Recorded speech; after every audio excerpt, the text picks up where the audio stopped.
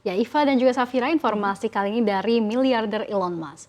xAI milik Elon Musk berencana memperluas kompleks data center atau pusat data kecerdasan buatan AI di luar Memphis, Amerika Serikat setelah membeli gedung ketiga di lokasi tersebut.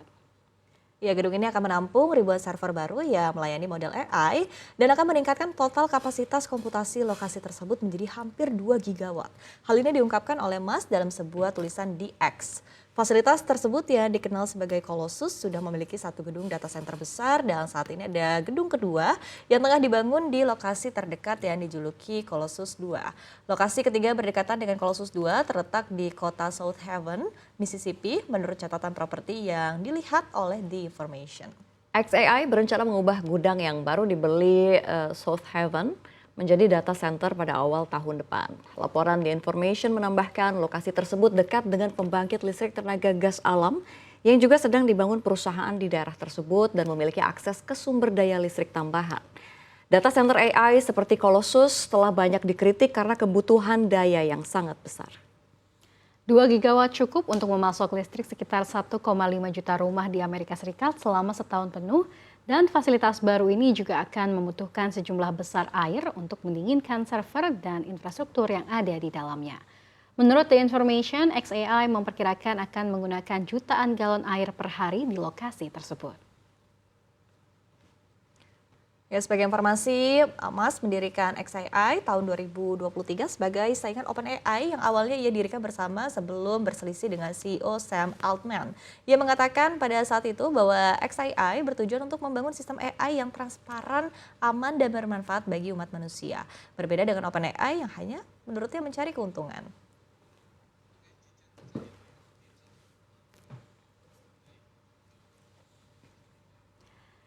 Wah, lagi-lagi gebrakan baru dari Elon Musk. Kali ini bukan soal Tesla atau roket SpaceX, tapi soal ambisi gilanya di dunia kecerdasan buatan. Jadi, xAI ini berencana membangun data center raksasa bernama Colossus yang digadang-gadang bakal jadi yang terbesar di dunia. Benar, ini lucu banget ya di belakang kita, bentukannya sangat menggambarkan begitu ya. Tapi yang bikin melongo juga nilai investasi ini menembus 300 triliun rupiah. Jadi bukan cuma satu gedung, tapi total ada 3 kompleks data center ya di wilayah Memphis dan South Haven, Amerika Serikat. Jadi kapasitas dayanya ini hampir 2 gigawatt dan itu setara dengan listrik buat sekitar mungkin 1,5 juta rumah per tahun ya. Jadi emang kalau Elon Musk tuh bentukannya suka nggak tanggung-tanggung gitu ya. Bener banget ya, seperti gayanya. Nah, ini semua untuk menopang ambisi AI Amerika Serikat, terutama ada Grok, chatbot, andalan xAI yang juga terintegrasi dengan langsung platform X. Jadi kelihatan banget ya, si Elon ini lagi all in banget di sektor AI, bahkan lebih agresif dari para pesaingnya. Ya, dan menariknya pembangunan ini juga diiringi kontroversi lingkungan karena data center sebesar itu butuh air dalam jumlah yang luar biasa buat pendingin, disebut-sebut bisa pakai jutaan galon air per harinya.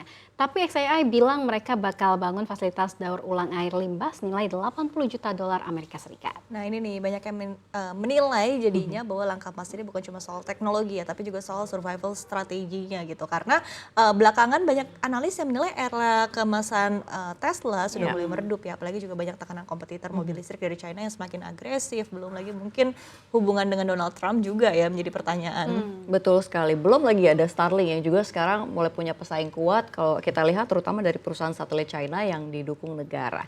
Jadi wajar ya kalau publik ini melihat Elon Musk lagi cari kerajaan baru gitu ya, quote and quote, buat masa depan bisnisnya dan juga AI jadi jawabannya. Ya, tapi yang jelas memang satu hal ini kalau kita lihat skalanya Colossus kan bakal lebih diisi dari lebih dari 555.000 GPU Nvidia. Nilai ini bisa tembus 300 triliun rupiah yang tadi sempat disebutkan Iva, dan hanya untuk chipnya. Ini bukan proyek main-main sih, tapi memang sebuah taruhan yang sangat besar. Benar, dan dari sisi geopolitik, teknologi, ini langkah ini juga cukup menarik ya, karena Amerika Serikat ini jelas nggak mau tertinggal dari China soal perlombaan AI gitu. Jadi proyek seperti ini bisa dibilang sejalan juga sebetulnya dengan kepentingan dari Amerika Serikat begitu ya, apalagi kepentingan strategis nasionalnya. Tinggal balik lagi hubungannya gimana nih sama Donald Trump gitu kan, didukung nggak nih dengan proyek ini? Betul, lagi-lagi pertanyaannya sekarang, apakah ini ambisi Elon ini akan berhasil mengulang kejayaan seperti saat Tesla di masa emasnya dulu, atau justru ini jadi pertaruhan paling beresiko dalam karir bisnisnya si Elon? Ya betul, yang pasti ini memang persaingan AI global ini kan makin panas dan Elon Musk juga belum menunjukkan tanda mau ngerem. Kita tunggu aja ya apakah Colossus ini benar-benar bakal jadi raksasa yang mengubah peta teknologi dunia. Benar, tapi tadi sedikit informasi 300 triliun itu tuh sebenarnya hampir sama dengan budget MBG di tahun 2026 gitu ya. Jadi bisa ngasih makan satu anak Indonesia selama 1 tahun penuh gitu ya, sesuai dengan ini. Nah tapi kita balik lagi ya ke informasi internasional. Berikutnya ada kabar yang menarik dari Arab Saudi. Dari negara Shania. Oke, kita akan melihat kabarnya. Oke, meski dikelilingi gurun pasir yang luas, Arab Saudi dan Uni Emirat Arab justru mengimpor pasir dari luar negeri untuk kebutuhan konstruksi. Data Observatory of Economic Complexity atau OEC menunjukkan kawasan Teluk mengandalkan pasokan pasir dari Australia, China, hingga Belgia. Ya, fenomena ini terjadi karena pasir gurun tidak memenuhi standar konstruksi modern.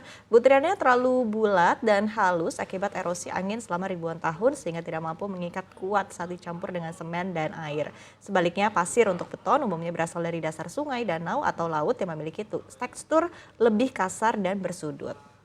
Kondisi ini menjadi tantangan besar saat Arab Saudi menggenjot proyek Vision 2030 termasuk pembangunan NEOM dan D-Line. Australia menjadi salah satu pemasok utama pasir berkualitas tinggi dalam perdagangan global.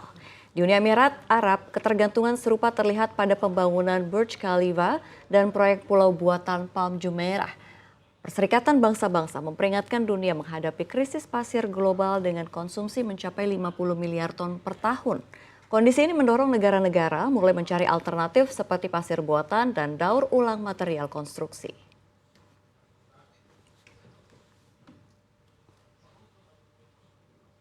Iya, ini benar-benar ironi ya, karena Arab Saudi dan UAE dikelilingi gurun pasir, tapi buat mega proyek mereka justru harus impor pasir dari luar negeri, mirip sama kayak Indonesia ya, lagi negara dengan wilayah laut yang besar tapi masih impor garam. Betul banget. Nah Iva, kelihatannya kaya begitu ya, tapi pasir gurun itu ternyata nggak semuanya bisa dipakai. Ini terlalu halus dan juga bulat begitu, padahal memang yang dibutuhkan itu beton, butuh pasir yang kasar dan juga bersudut. Ya, dan pasir itu memang kebutuhan ini kan masif banget buat gedung pencakar langit, infrastruktur, sampai ke kota baru. Mega proyek kayak NEOM atau The Line itu butuh beton dalam jumlah yang luar biasa sekali. Benar, karena kalau kita lihat gedung-gedung di UAE gitu kan mereka sangat ekstravaganza gitu kan. Salah satu mungkin Burj Khalifa ya, bisa dilihat gitu kan, Burj Khalifa aja sebagai salah satu gedung tertinggi di dunia, ini memerlukan setidaknya 330 juta liter beton dan terus ada lagi juga Palm Jumeirah ya, ini juga menghabiskan lebih dari 186 juta meter kubik pasir laut. Belum lagi kalau lihat gambaran global ya, PBB menyebut itu dunia mengkonsumsi sekitar 50 miliar ton pasir setiap tahun ya. Nah, tapi yang bisa dipakai buat konstruksi itu cuma sebagian kecil aja. Ya itu dia, makanya pasir sekarang bisa dibilang komoditas yang strategis, bukan cuma urusan teknis tapi juga ekonomi dan lingkungan. Betul, tapi di satu sisi mau kejar pembangunan dan juga diversifikasi ekonomi, di sisi lain juga harus berhadapan dengan keterbatasan material dasar gitu, karena memang UAE emang fokus banget ya tadi dengan mungkin wisata dan lain sebagainya gitu. Ya, jadi di balik mega proyek futuristik yang kelihatan megah begitu ya, ada cerita pasir yang kelihatannya sepele, tapi sebenarnya itu jadi kunci utama pembangunan. Ya, ini juga akan menjadi pengingat sih, karena sumber daya alam itu nggak selalu bisa dipakai sesuai bayangan, kualitas tetap jadi penentunya. Betul, dan harus pinter-pinter ya, artinya jadi sebuah negara tentunya.